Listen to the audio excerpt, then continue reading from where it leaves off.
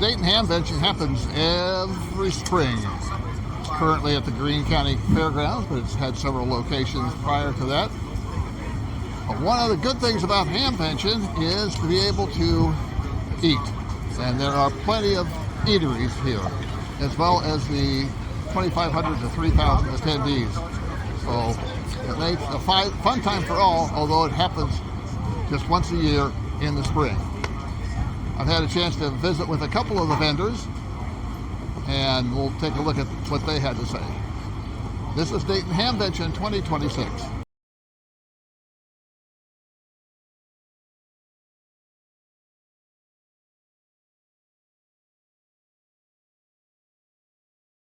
I'm with Bill Baker. He's the proprietor of Information Station Specialist. And you may wonder what Information Station Specialist is all about. And Bill, you're going to tell us, what is it all about? Well, anybody that comes up to this trade booth is going to find out that we're about three different things. And that makes a trade show like this kind of a challenge sometimes. We've always been about low power AM radio systems that are used for emergencies, traffic, and all kinds of visitor information applications. But at this show, the Hamvention, we're introducing a 630 meter antenna for ham radio people that want to get into 630 meters. And then recently, commercial broadcasters have been interested in the antennas that we do as emergency antennas for AM broadcast. So there's been a lot of different markets. So probably what the average person, when they're driving down the road and they see these little blue signs worded in a number of different ways, they'll go, some may tune on their radio, some may not, but what kind of things are you going to hear if you tune your radio to one of these information radio stations? Well, the Departments of Transportation supposedly are going to tell you about things that are going on that are pertinent to your travel experience. If you're driving along, you might see a sign that has flashing beacons that come on. That tells you that they are sending something special. Tune it in and it might be specific to a situation that you're going to encounter on the road. Okay, and you're out here at the Hamvention and you're displaying, of course, like everybody else is, but you also brought an entire radio station with you. We do, and North Shrine's Information Radio is actually hosting this radio station, which is really cool. It's on a different frequency so that they don't interfere with each other, but the one here at Hamvention is on 1620. Of course, Information Radio is on 1660, so they're kind of brothers on the band, but this is all about the Hamvention, whereas Information Radio is about all kinds of things in the Dayton-Kettering area that are specific to that region, including Hamvention. And I know you've got, Norm Shrine, you've got messages on Hamvention as well this weekend, don't you? We do. We have one that we procured from the media somewhere.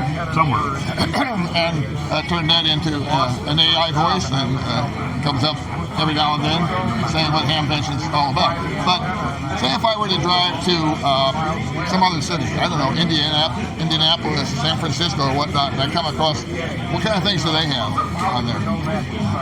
You know, to be frank, and I know that Information Radio is an honest medium, I will tell you that there are fewer and fewer highway departments that are doing information on the roadways. In fact, the state of Ohio actually has removed some of those signals simply because since the advent of the information radio on the highways for transportation, the internet and mobile phones came about. All these sources of information grew up in the last 10, 20 years and such, and to some degree circumvented the information radio on the highway. Even the big overhead changeable message signs that you see, those have information on them that might have been on these radio stations years ago. So there's new information sources that weren't available when AM radio was, invented and the Travelers Information Service came about in the 1970s, that are also doing the same information. So if you drive out to San Francisco, you will see some states that are still doing information radio. Ohio is one of them in some places, but other states do as well. So one thing that we find is that these radio systems are commonly used in emergency settings. So you'll find news stations are in places where there have been large emergencies recently. Currently, there are probably 10 of these radio systems going in the Los Angeles area, and probably another 5 in the Western Carolinas. Why would that be? Well, it's not lost on communities that you lose your power and you lose your cell phone, you may lose complete contact with your citizens. And so emergency managers putting these radio systems today, systems like information radio that you're listening to possibly, that are strictly for situations where it hits the fan and there's no way to talk to citizenry. So they're a good backstop radio communication system, and communities find that out when something goes down and that's not pleasant. And so frequently the next budget year comes up, and up they go, and they say, you know what, why don't we have a system like they have in the next community over here? So that's the modern application for these systems that we see growing. I just thought of one other, and I don't know if they're still doing it or not, the National Park Service. Do they still have those things? The National Park Service was the inventor of these systems and is still a big purveyor. The system at Grand Canyon, if you take a trip out to Grand Canyon, you will see, you'll hear all kinds of Grand Canyon information on your 1610 AM as you approach the canyon. And that's programmed from our company office actually in Michigan. So we've got a lot of systems that are temporary systems that they're managed by the Park Service or with the Park Service from our offices. So. All right, Bill, well, thank you for giving us a little bit of an insight into what information radio is about. And if you drive by one of these signs, take a second to tune into one. I know I've driven through Lexington, Kentucky, and there's one down there with all sorts of information about that area. So, yep, that is correct. Well, thank you, Norm. All right, Bill, thanks again. This is Rich Barnett with the Scanner Master Corporation, and you got to get an idea of what it is that they do by the name of the company, which is Scanner. So, Rich, I'm kind of looking at, do you have any type of a history of scanners? I mean, you've been in this business for a while, so where'd you see them go from A to B? Well, yep, I've been in the business for almost 50 years. Of course, known you, Norm, for quite a long time, probably going back almost that far. And, yep, scanners started out with me as a hobby, going back when I was a kid, using crystals, going back even before crystals, tunable radios. And now we're into digital scanning and trying to listen to public safety communications. A lot of it in some areas is now encrypted for the police departments, even for some fire departments. So it's getting a little tougher. But there's always great things to listen to, from aircraft to railroads, if your area is encrypted on police communications. But it's a great hobby. And for the news media, it's an important tool that they use police scanners to listen for news gathering for the stories in your area.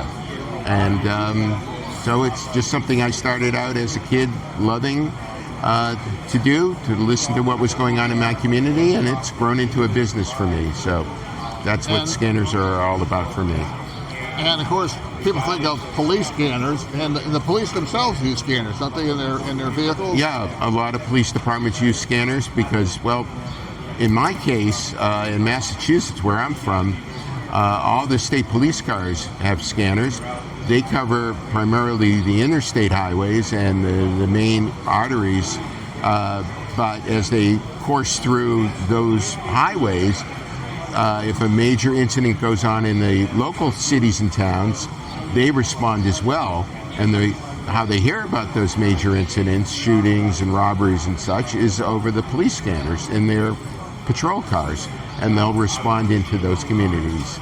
And probably the average person is thinking, oh, that really is a techie type of thing to set up a scanner, but it's not that way anymore, is it?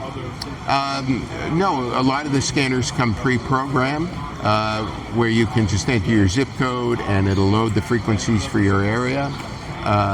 So you don't have to do programming.